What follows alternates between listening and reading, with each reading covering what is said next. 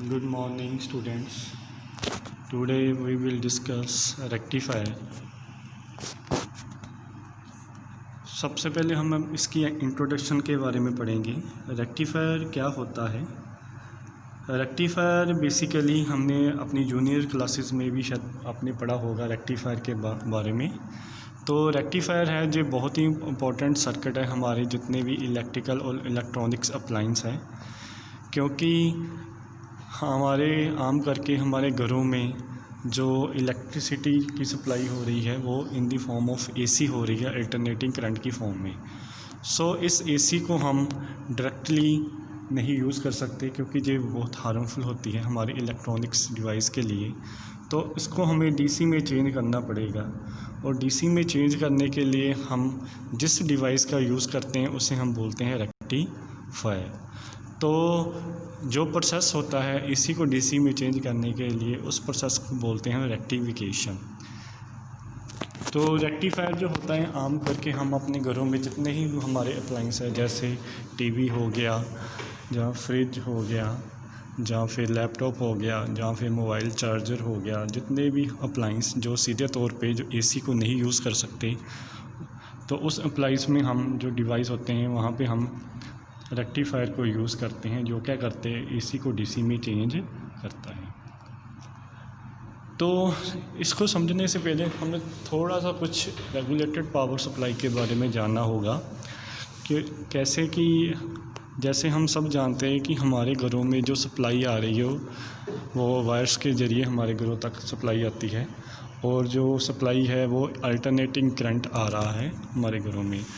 तो जो ये अल्टरनेटिंग करंट है इसकी जो वोल्टेज होती है 230 वोल्टेज होती है, जो काफ़ी हाई वोल्टेज है। इसे हम डायरेक्टली अपने जितने भी डिवाइस है उसमें नहीं यूज़ कर सकते। तो सबसे पहले क्या होता है कि अगर हम रेक्टिफायर किसी सर्किट में यूज़ कर रहे हैं तो उसमें जो कौन कौन से डिवाइस लगे होते हैं, सबसे पहले तो ट्रांसफार्मर होता है, क्योंकि ट्रांसफार्मर के ज़रिए जो सप्लाई है 230 वोल्टेज जे हम कम करते हैं, सप्लाई को वोल्टेज को कम करते हैं।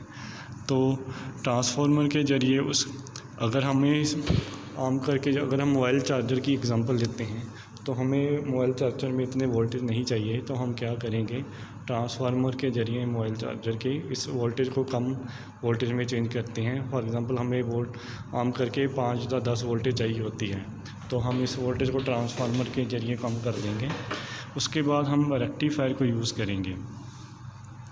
रेक्टिफायर क्या करता है, इसमें डायोड्स होते हैं जो क्या करता है अब इस एसी को जो आ रही है इस कम वोल्टेज में उसको डीसी में चेंज कर देगी।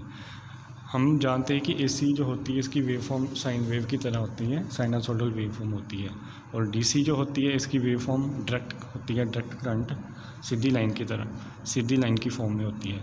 उसके बाद हम जहाँ पे फ़िल्टर सर्किट को यूज़ कर रहे हैं, फ़िल्टर सर्किट क्या करेगा कि जैसे हमने एसी को डीसी में चेंज किया है तो डीसी में कुछ पार्टिकल्स रह जाते हैं एसी के, जिसे हम बोलते हैं रिपल, या फिर हम बोलते हैं रिपल फैक्टर्स।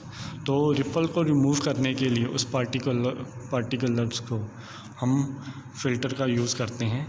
और उसके बाद रेगुलेटर क्या होता है कि जब हम फ़िल्टर यूज़ करते हैं एसी कंपोनेंट को रिमूव करने के लिए डीसी में, तो हमारे पास जो वोल्टेज होते हैं वो इनरेगुलेट हो जाते हैं। तो उसको रेगुलेट करने के लिए जहाँ पे हम रेगुलेटर सर्किट का यूज़ करते हैं, और लास्ट में हमारे पास कोई लोड लगा होता है, कोई भी अप्लाइंस। तो इस तरह से हमारी जो इलेक्ट्रिसिटी है वो हमारे डिवाइस तक पहुंचती है। तो जैसे आप देख रहे हैं कि पहले साइन वेव होती है, लास्ट में जो हम आउटपुट पे क्या आ जाता है, डायरेक्ट वेव आ जाती है। तो हमारा जो रेक्टिफायर है वो एसी को डीसी में इस तरह से वो चेंज करता है।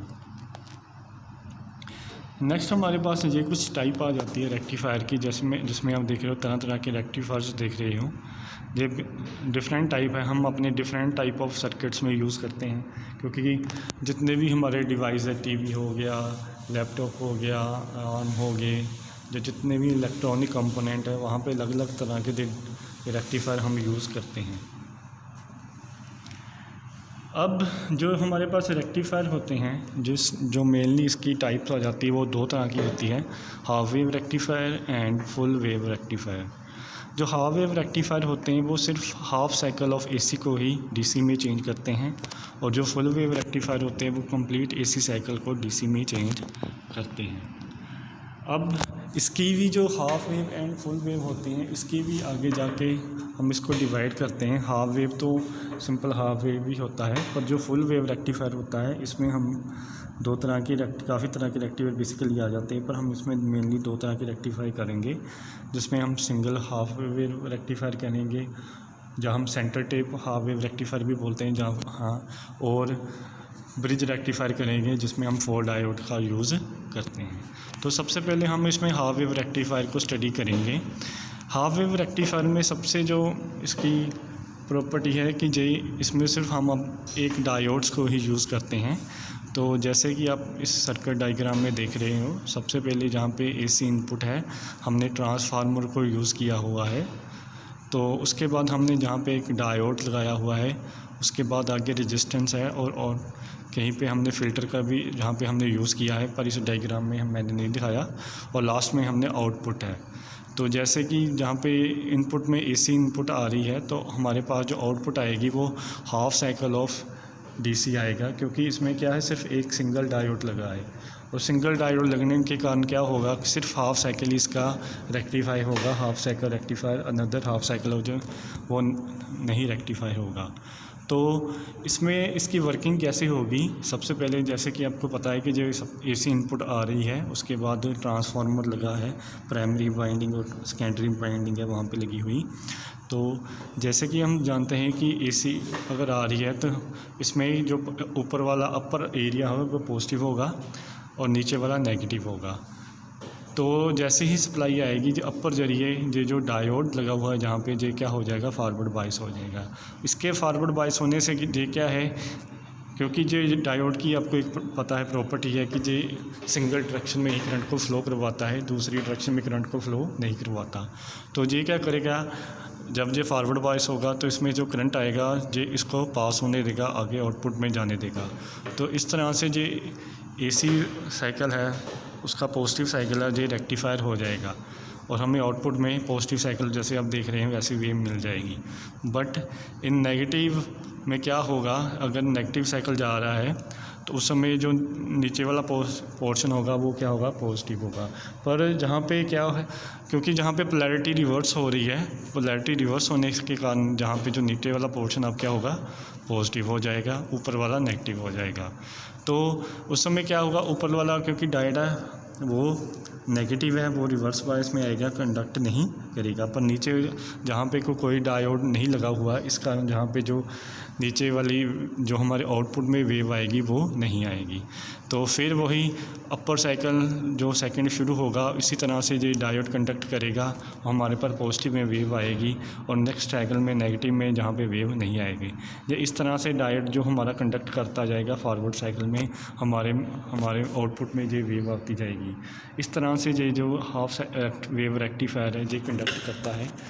सो हाफ वेव रेक्टिफायर सिर्फ हाफ साइकिल को ही कंडक्ट करता है, हाफ साइकिल इसका जो होता है एसी वेव का वो वेस्ट चले जाता है। ये सबसे बड़ी इसकी डिसएडवांटेज है।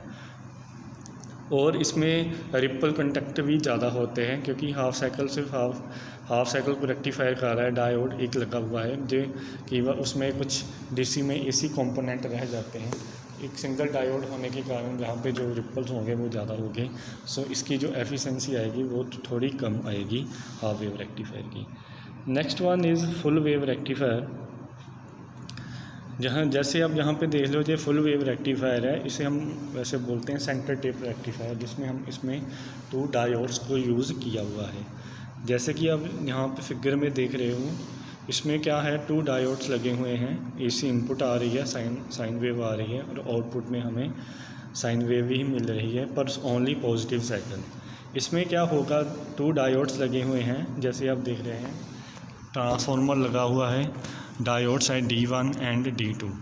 तो जैसे इसकी वर्किंग कैसे होगी, जब जहाँ पे साइन वेव आएगी, ऊपर वाला जो अपर पोर्शन होगा वो पॉजिटिव होगा, नीचे वाला नेगेटिव होगा।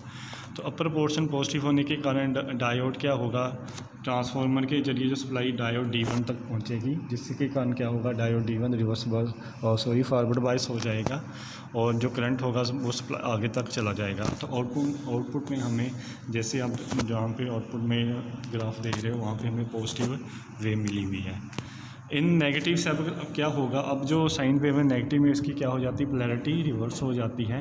तो नेगेटिव में पोलैरिटी रिवर्स होने से क्या होगा कि जो अपर पोर्शन में पहले पॉजिटिव और नीचे वाले पोर्शन में नेगेटिव था, अब क्या हो जाएगा, ऊपर पोर्शन में नेगेटिव और नीचे वाले पोर्शन में पॉजिटिव हो जाएगा। जिसके कारण क्या होगा कि उस समय जो हमारा डायोड D1 है वो नहीं कंडक्ट करेगा, पर जो डायोड D2 है वो कंडक्ट करेगा, क्योंकि नीचे वाला पोर्शन अब क्या है, फॉरवर्ड बायस है। सो इस कंडीशन में क्या आएगा, जो सप्लाई आएगी डायोड D1 D2 क्या करेगा, फॉरवर्ड बायस होने के कारण ये कंडक्ट करेगा और आउटपुट में हमें जो सप्लाई मिलेगी। अब ये आउटपुट में जो सप्लाई मिलेगी इसकी जो पोलैरिटी है करंट की, ये क्या है, अपर पोर्शन की ओर है, क्योंकि जहाँ पे जो पोलैरिटी होगी वो रिवर्स नहीं होगी। तो ये है full wave centre tap rectifier, जिसमें क्या है कि जैसे हमने देखा कि सिर्फ हमें पॉजिटिव साइकिल पे सप्लाई मिल रही है। तो इसी तरह से ये थर्ड पोर्शन में फिर जाएगा साइकिल में, इसी तरह से जब फोर्थ साइकिल में भी हमें जो सप्लाई मिलेगी वो मिलती जाएगी, जैसे आप देख रहे हो डायग्राम में। तो इस तरह से हम देख रहे हैं कि जो AC का फुल साइकिल है वो हमें आउटपुट में रेक्टिफायर मिल रहा है, पर इसकी जो रेक्टिफिकेशन होती जो होगी, एफिशिएंसी होगी, वो हाफ वेव से थोड़ी ज़्यादा होगी, पर फुल वेव में ये थोड़ी कम होगी, क्योंकि इसमें सिर्फ 2 डायोड्स को हमने यूज़ किया है और जो इसमें जो रेक्टिफायर आउटपुट मिल रही है वो हाफ फुल इस साइकिल जो मिल रहा है वो सिर्फ पॉजिटिव की ओर मिल रहा है। तो इसकी जो रिपल कंटेक्ट हो गए वो लोअर हो गए एंड इसकी जो एफिशिएंसी होगी हायर होगी। पर इसमें जो ट्रांसफार्मर है लगा हुआ वो कॉस्टलियर है, ये इसकी थोड़ी सी डिसएडवांटेज है। Next one is full wave bridge rectifier.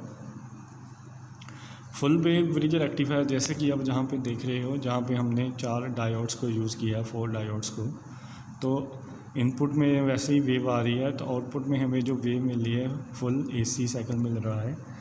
तो ये क्या करता है, ये फुल साइकिल को ये यूटिलाइज़ करता है 4 वेव ब्रिज रेक्टिफायर। इसमें जो डायोड्स लगे होते हैं एज ए ब्रिज की फॉर्म में लगे हुए हैं, जैसे आप सर्किट में देख रहे हो, वही हमने ट्रांसफार्मर को यूज़ किया है सेंटर, जिसमें हमने प्राइमरी और सेकेंडरी बाइंडिंग की हुई है ट्रांसफार्मर में वोल्टेज को कम करने के लिए। यहाँ पे जो ट्रांसफार्म होगा सभी डायोड्स में हमारा जो ट्रांसफार्मर रेक्टिफायर सर्किट में लगेगा, वो जो ट्रांसफर होगा वो स्टेप लोअर ट्रांसफार्मर होगा, स्टेप डाउन ट्रांसफार्मर।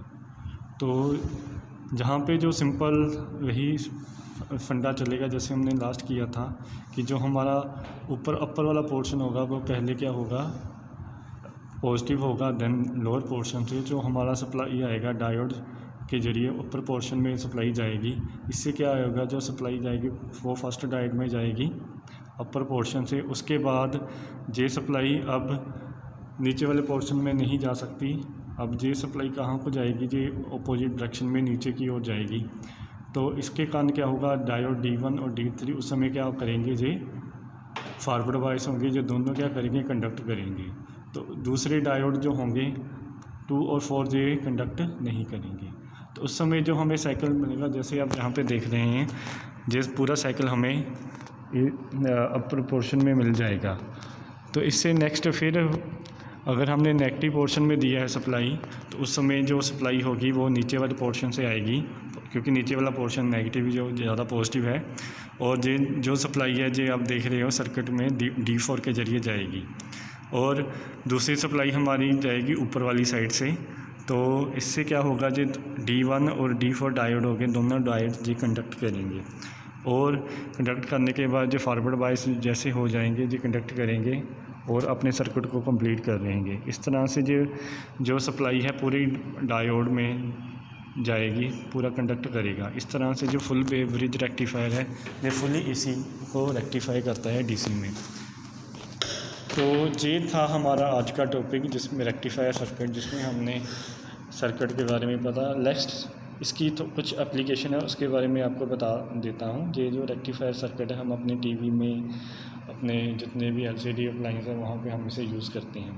तो कुछ इसके एनालिसिस है रेक्टिफायर सर्किट के में कि जैसे ब्रिज रेक्टिफायर सर्किट है जहाँ पे हमने 2 डायोड्स कंडक्ट करते हैं हाफ साइकिल में, और जो फॉरवर्ड रेजिस्टेंस होती है इसकी जो वो डबल होती है देन हाफ वेव रेक्टिफायर से। एंड जो ब्रिज रेक्टिफायर होता है VS max क्या होती है, मैक्सिमम वोल्टेज होते हैं ट्रांसफर सेकेंडरी वाइंडिंग के, और BS max जो सेंटर टेम में मैक्सिमम वोल्टेज होते हैं सेकेंडरी वाइंडिंग के। तो ये हमारे कुछ एनालिसिस, इसमें हम peak inverse voltage, rectification efficiency, ripple factor, ये हमारे कुछ पैरामीटर है जो हम रेक्टिफायर जब हम इसकी एनालिसिस को चेक करते हैं उस समय इसको हम देखते हैं। तो ये था आज हमारा टॉपिक रेक्टिफायर का। Thank you.